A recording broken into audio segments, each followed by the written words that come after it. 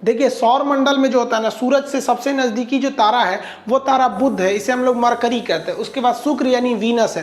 Third number पे हम आते हैं अर्थ यानी पृथ्वी। इसके बाद मंगल आता है।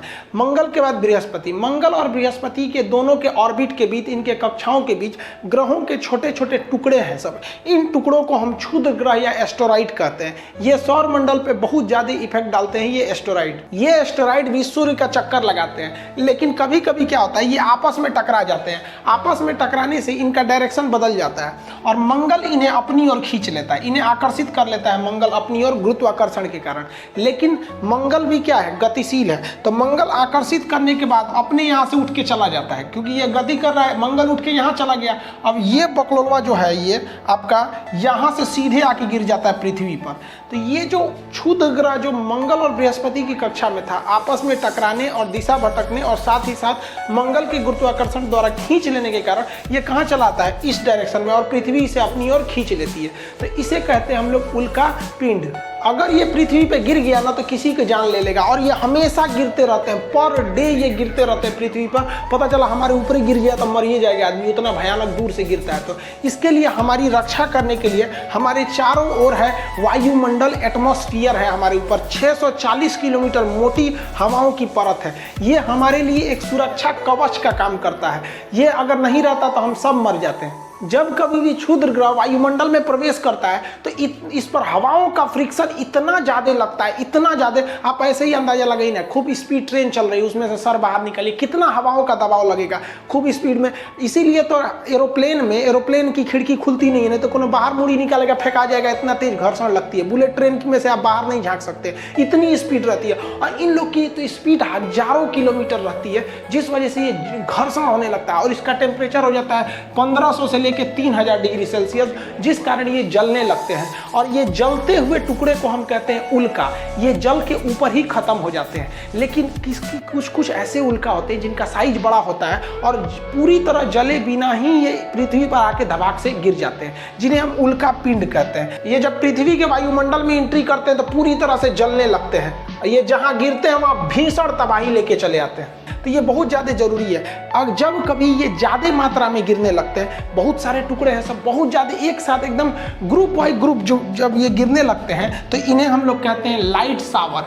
लाइट शावर से क्या होता है, बहुत सारी रोशनी होने लगती है। ऐसी घटना अगस्त 2017 में हुई थी, जब भारत में चोटी कटुआ का हल्ला हुआ था कि कोई आ रहा है महिलाओं का चोटी काट के चला जा रहा है। उसी समय एक और हल्ला हुआ था कि अगस्त के महीने में एक ऐसा दिन आएगा 11 अगस्त जब रात ही नहीं होगा। ऐसा नहीं था, रात होता, लेकिन उस समय घटना क्या होने वाली थी, लाइट शावर होने वाली थी। ये बहुत सारे छोटे छोटे उल्का पिंड गिरने वाले थे और जब वो जलने लगते थे एक रोशनी होता, बहुत बड़ा रोशनी नहीं होता, लेकिन उसे लाइट शावर कहते थे। और इसे व्हाट्सएप पर ऐसा फैलाया गया जैसे लग रहा था कि रात ही नहीं होगा। रात हुई थी, बस हल्का सा रोशनी हुआ था। अफ्रीका के साइड में ये घटना देखने को मिली थी। जैसे ये वायुमंडल में प्रवेश करते हैं तो ये जलते हुए दिखाई देते हैं, जिन्हें हम टूटता हुआ तारा कहते हैं। ये देख रहे हैं ना, ऐसे गिरता है यहाँ पे, रात में आप भी देखे होंगे टूटता हुआ तारा, ये उल्का रहता है। इसे शूटिंग स्टार के नाम से जाना जाता है। आप रात के समय इस तरह से शूटिंग स्टार टूटता हुआ तारा देखे होंगे। लोग कहते हैं इसको देख के मन्नत मांगिए ना तो कुछ पूरा हो जाता है। स्टूडेंट लाइफ में लड़का सब मन्नत कौन सी मांगता है सर,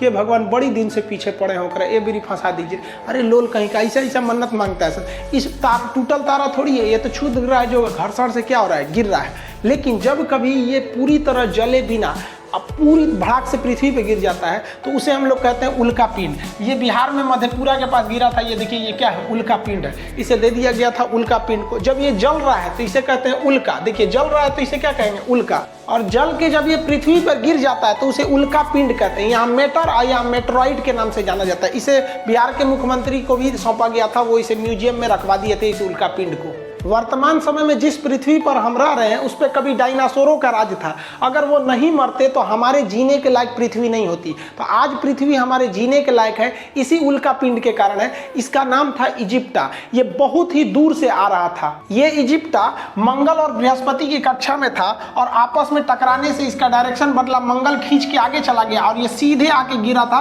पृथ्वी के ऊपर। आप यहाँ देखेंगे तो ये उल्का पिंड आ रहा है, यहाँ पे गिरेगा तो इसके कई टुकड़े इधर हवा में बिखरेंगे और पूरे पृथ्वी पर ये भूचाल ला के रख देगा ये उल्का पिंड। ऐसी ही घटना हुई थी जब डायनासोर खत्म हुए थे, ये हवा में पूरा फैल गया था ये। आज से लगभग 6 करोड़ साल पहले ये इजिप्टा नामक इतना बड़ा उल्कापिंड गिरा और इसने पूरे पृथ्वी का स्वरूप ही बदल दिया। ये वर्तमान मैक्सिको के पास गिरा था। जो मैक्सिको जो देख रहे हैं यहाँ पर, ये मैक्सिको की खाड़ी के पास वर्तमान समय में गिरा था और पूरी तरह से तबाही ला दिया था। यह जैसे ये पृथ्वी पर गिरा इतना बड़ा था कि ये जल के खत्म ही नहीं हुआ।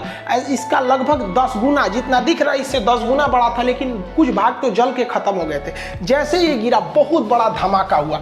इतना बड़ा धमाका था कि यह धमाका लगभग 20 हाइड्रोजन बम के बराबर था। सोचिए, एटम बम नहीं, हाइड्रोजन बम के बराबर यह धमाका था। और इस धमाके के कारण पृथ्वी का जो ऊपरी परत था वो विस्फोट करके उड़ गया। अब आप बताइए, कोई बिल्डिंग उड़ती है तो उसके तो ईंट पत्थर पूरे स्टोन भी बिखर जाते हैं, और इसके पत्थर वगैरह हवा में उड़ गए। और जब ये हवा में उड़े तो जब वापस आए तो वो इतनी स्पीड में आए, उसका टेम्परेचर इतना ज़्यादा हो गया था कि जो उड़ने वाले डायनासोर थे उनको तो वो हवा में ही मार दिया।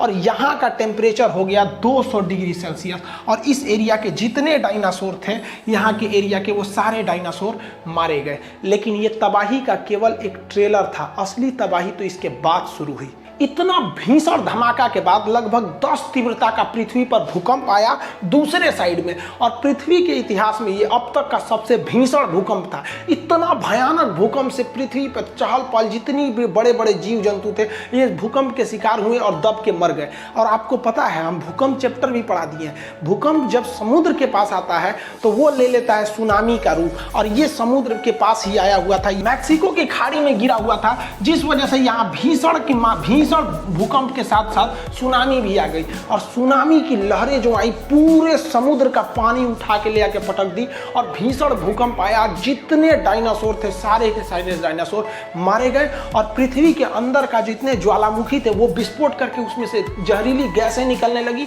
रेडिएशन निकलने लगा, जिस वजह से जितने जीव जंतु थे उस वक्त के मारे गए थे। सारे के सारे जीव जंतु इन सारी घटनाओं का शिकार होकर मर गए। जो बच गए थे बड़े जीव जंतु वो भूखमरी से मच गए, क्योंकि पृथ्वी पर अब खाने के लिए कुछ बचा ही नहीं था। बचे तो केवल छोटे जीव जंतु जैसे चूहे वगैरह, जो कहीं छुप के बैठ सकते थे, थोड़ा बहुत खा के जी सकते थे। और उसके बाद धीरे धीरे मानव का आगे विकास हुआ।